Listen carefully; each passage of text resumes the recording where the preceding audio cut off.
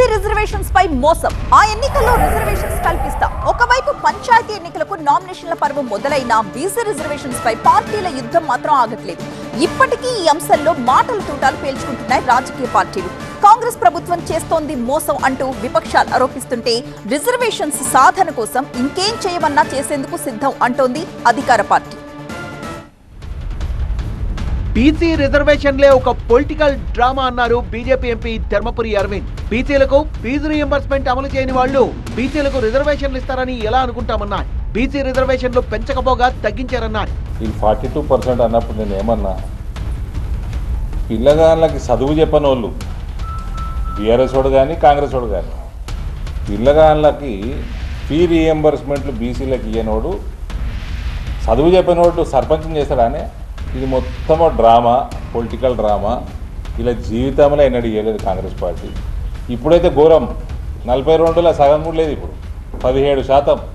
మరి తెలంగాణ ప్రజలు ఈ కాంగ్రెస్ పార్టీ మోసాలకు బలి అయిపోతూ ఇంకా ఎన్ని రోజులు ఈ కాంగ్రెస్ పార్టీని మరి భరిస్తారో వాళ్ళ బీసీ సంఘాలు మరి మేధావులు ఆలోచన చేయాలి. ఈ రెండు నాలుకల ధోరణితో వ్యవహరించే కాంగ్రెస్ పార్టీ ఏ రకమైనటువంటి మరి ఈ బీసీ వ్యతిరేక చరిత్ర ఉన్నటువంటి ఈ కుటుంబాన్ని నమ్మి మోసపోతున్నారో ఒకసారి ఆలోచన చేయాలి.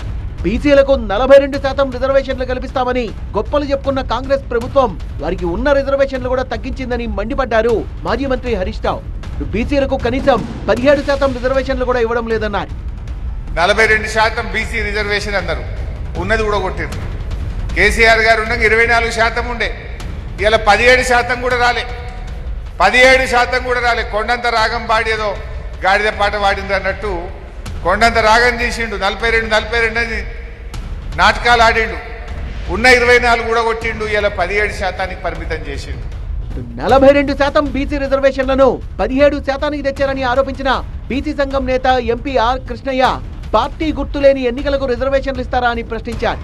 4 రోజుల పాటు పార్లమెంట్ సమావేశాలను బహిష్కరిస్తే కేంద్రమే దిగివచ్చి చట్టం చేస్తుందన్నారు.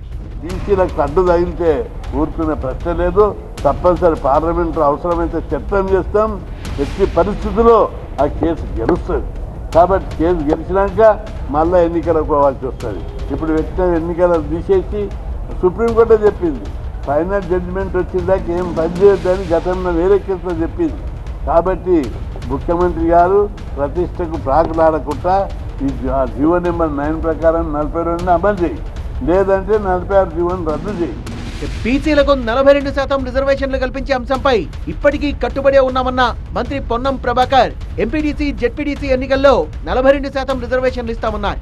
కేంద్రంలో తమ ప్రభుత్వం ఉంటే 42% రిజర్వేషన్లు గంటలోపే వచ్చే ఉన్నారు. ఫ్లోరా చౌదరి ఎట్లయితే సపోర్ట్ చేసిరో వచ్చి కోర్టులో కొట్లాడండి, ఇలా ఈ 42% నిలవడానికి కొరకు అని అడిగితే పార్టీ పరంగా